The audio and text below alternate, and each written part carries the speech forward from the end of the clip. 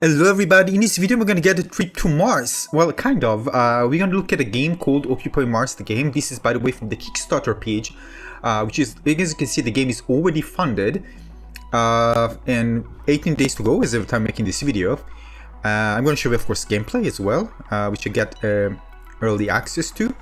As you can see, back the project and get instant beta access, so this is possible for you as well. As you can see, described as open world, survival, simulation, crafting, exploration, sci-fi, base building, and it's intended for Q1 2023 early access release, PC, Epic Games, Steam, and GOG.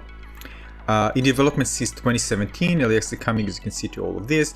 There's some information, of course, and again, the more they get actually to support the project, the more features they're gonna have. They actually get the campaign goals, heavy spacesuit, and again, on and on and on. Things unlock. Online co-op mode, rocket science, chemistry, crafting. You can see base building, survival, environmental events, solar storms, meteor showers, and talking about exploration, real Mars locations.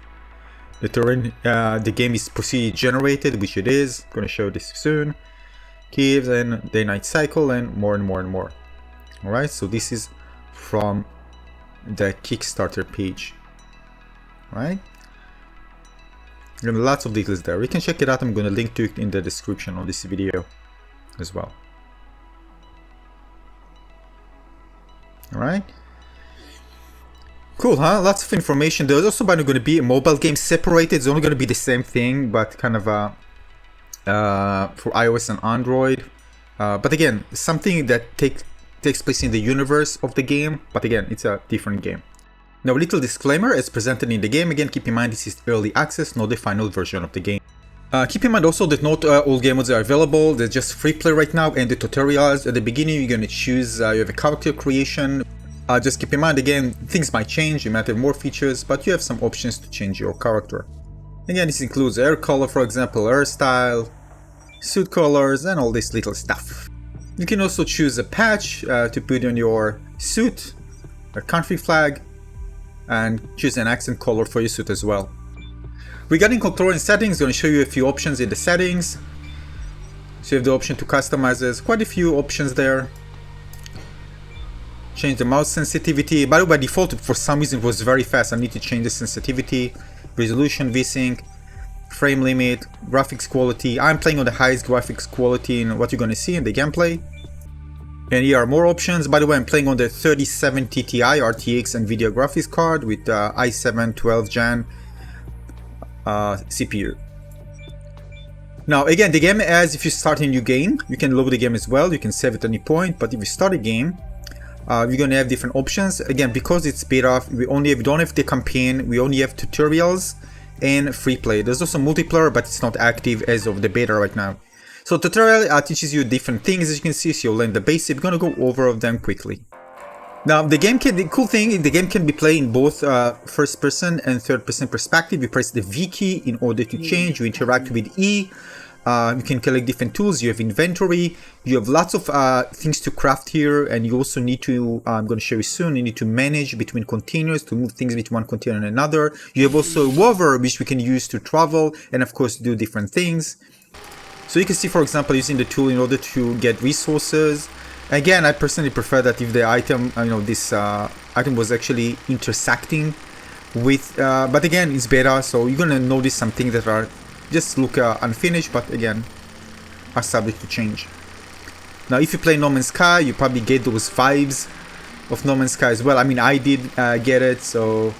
And again, No Man's Sky was one of my favorite games when it was released, even with all this criticism, negative criticism. I really enjoyed playing it. As you can see, in the press of a button, I can move from first person to third person perspective. And of course, once you have resources, you can craft items and put them in a certain location. You can rotate them. Of course, you're managing a colony, so again, things need electricity. You get solar power, like you see here, which you need to connect to the transformator, and you also have batteries to store energy as well. Here I'm using the tool to scrape items. You can see the left, you can see the items that I'm actually getting, but using this tool. Information.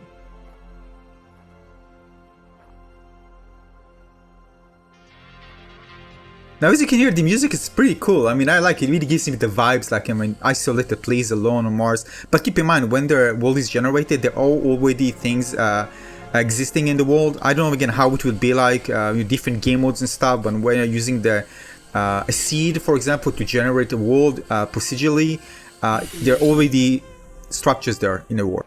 Now we also have our Rover, which is really cool. Again, you can drive in third person or first person. You can enter inside, and there are different ways to interact with it. Basically, you also have a container at the back, which you can use with different tools to put items there and go and extract them in a different location. All right, so let's open it. So you can see, I'm just going to the door there. You can open and get inside. Information. And there you can sit down and manage it from the inside. So here you can see I'm driving. Forget about this alarm. And this is in third person perspective. The driving feels good, by the way. Pretty nice. Although with the mouse I feel that it's a bit jittery all the time. They need to smooth it out. Same with UI interaction, but again, keep in mind this is still in beta.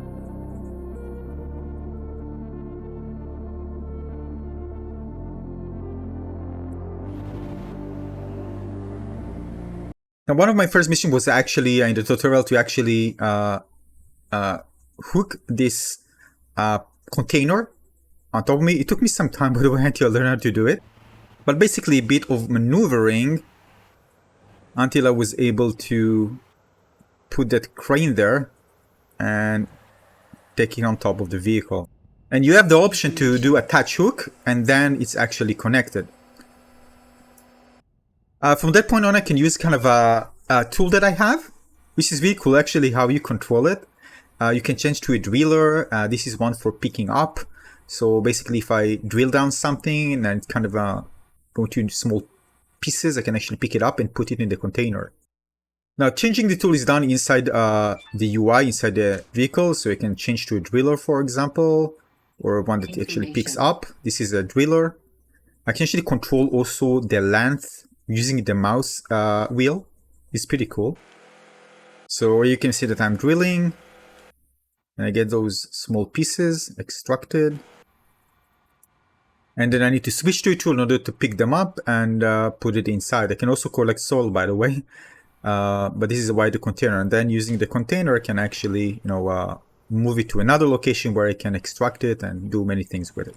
Alright, before we dive into more features, let's look at the free play. So here I'm landing on Mars. This is a procedurally generated level, which you start is going to generate a planet for you based on a seed that you decide.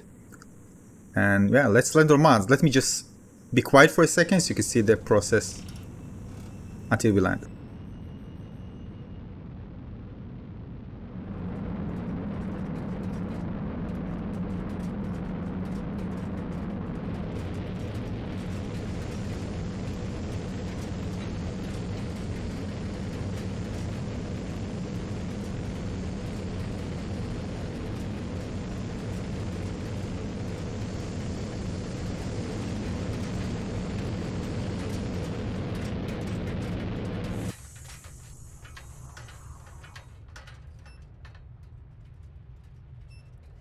I have to say that moment was so satisfying.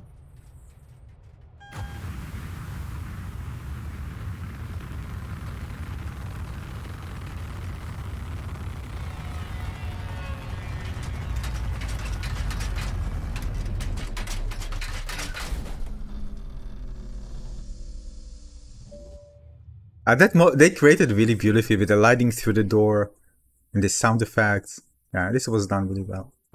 But you can see when I landed, again, you can actually enter a seed, by the way, for yourself, and based on that, you can see that there are already things outside of the spaceship, so it's not like empty and you start from scratch. So as you can see, I'm using this tool. This tool allows you to detect water, so you can see the location. Then I can go there and extract water from that location. Of course, I need to construct everything from the get-go, so I need materials. So I start with plenty of materials to kind of get started. You can see that also there are already structures there. So when it's procedurally generated, you can see there are already structures in the world as well. So Basically, you have those blueprints which you can position, and then when your blueprints position, you can decide, to start building, and you need materials in order to craft it. Now, when using your inventory, you also have the option to see the map. In the map, you can actually see kind of points of interest, for example, like the water. You can see if something is green, this means that it has electricity. If it's red, it doesn't have electricity. It allows you to kind of manage things in more global scale, so you can see how things are connected, or if they are connected at all. Oh, and by the way, I really like the cable physics, the way you actually move the cable. I don't know why, but I really like it. So you can see how it actually trails behind you. The physics works really nice. Now this is the transformer that I talked about earlier, where I need to lit up the lights there, so I need to use the right output. So basically I connected the solar panels to the transformer to provide electricity to the lights. They needed certain kilowatts to work, a minimum amount, and you need to kind of manage it. The game provides you little tutorials, so how to do it properly.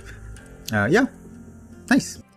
Later on, I actually use a machine that allows you to transfer resources from one container to the other. There's also ability to use a kind of a huge printing device that can print your blueprints. It's pretty cool. So you can see that I remove things from the resource inventory to the container. I can actually choose with a drop down to choose which container and move between them.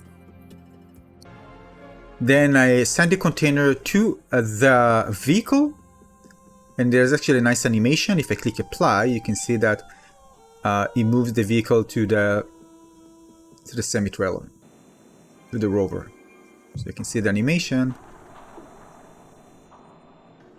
This one is in and taking the other one out.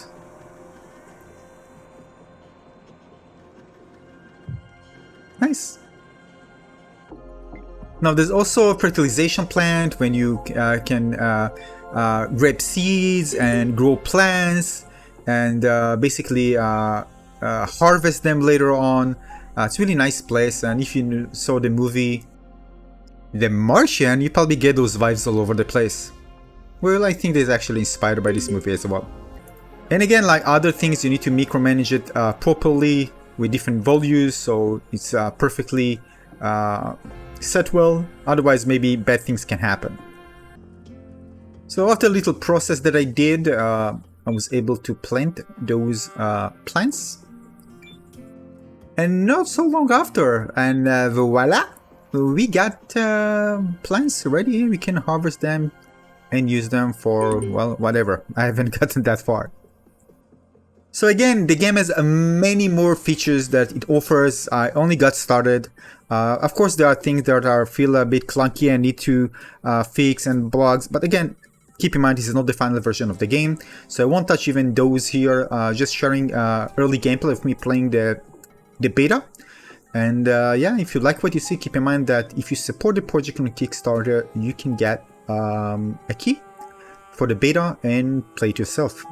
So I hope you enjoyed this one, and if you played, by the way, as well, give me some tips, by the way. I'll continue playing and hopefully discover more things. The game is really, really pretty expensive with when it comes to features, so I can't wait to find out more about the game as I play. So again, thanks for watching, everybody. Consider maybe leaving a like and subscribe. See you on the next one. Cheers.